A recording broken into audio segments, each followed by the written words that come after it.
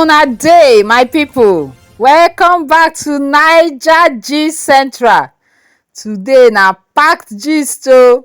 We get Davido wahala with DNA o, Mercy Johnson drama e dey, VDM shade, plus Moyo Lawal throwback photo wey confirm say she never do BBL o. Make we dive inside everything wey dey hot only for Naija gist entertainment world. Hold on. DNA drama wey involve Davido dey heat up online o. In a new viral clip, Davido come joke, e talk say it will show in the result. I am not your dad. Sorry o. Una remember the matter wey surround one 13-year-old girl wey claim say Davido be her father?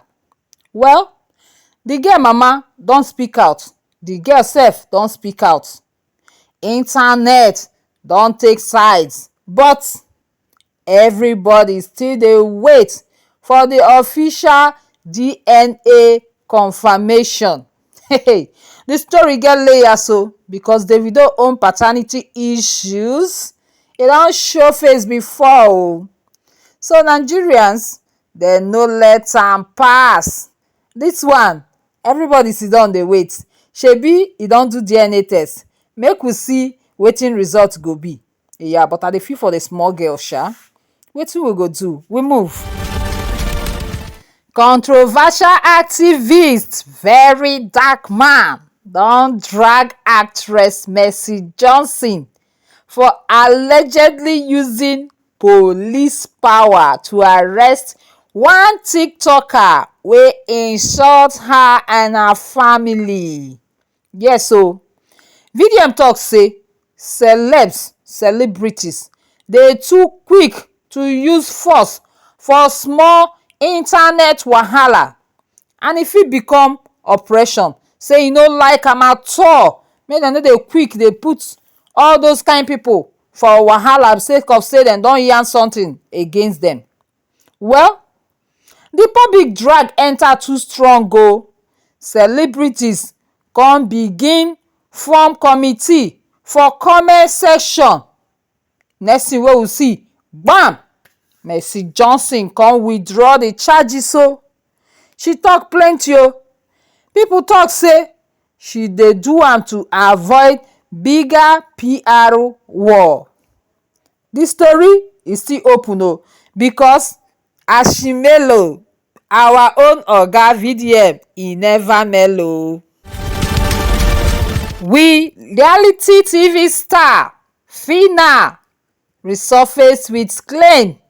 She talk say she never receive her 100 million naira BB Naija winning prize, sparking a fresh conversation about contracts and payouts in Nigeria reality television. The matter don dey since 2023. E vanish, now e don reappear. This one come raise serious conversation about: 1. Transparency for reality shows. 2. Contract loopholes. 3. Brand promises versus actual delivery.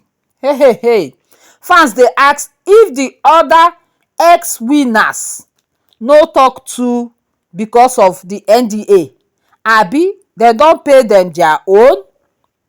Abi na so we dey happy for the show? Dem tell us 30 million, 60 million, 90 million. Everything come be say dem no pay dem. We no know. Actress Moyo Lawal don tire for people wey dey attach her body to surgery gist. Over the weekend, she drop throwback pictures o to prove dem wrong. Say she no do BBL. See her photo now. Check am out now. According to her, she don always get hips and backside even before fame, and people suppose rest from the dragging. Abeg make una rest. She carry her right from time, na so she talk. Fans still dey argue. Some say genetics, others say na surgery. Hey, gist still dey hot. She say her curves are natural, her hips don't lie. Wetin you talk? Wetin be your own? On the other side of strange encounters, hey, actor Femi Bright shock Nigerians o as he reveal say e wake up around midnight and come dey hear witches meeting inside im house. Omo, fear don catch me. E talk say the voices dey very clear and dem dey call people names. You hear your name? Internet scatter. Some people believe say na spiritual warfare. Others say maybe sleep paralysis or im brain dey play soundtrack. The funniest reactions na the comment section wey turn am stand up comedy. My dear, no go comment section, you no go fit come out without laughing.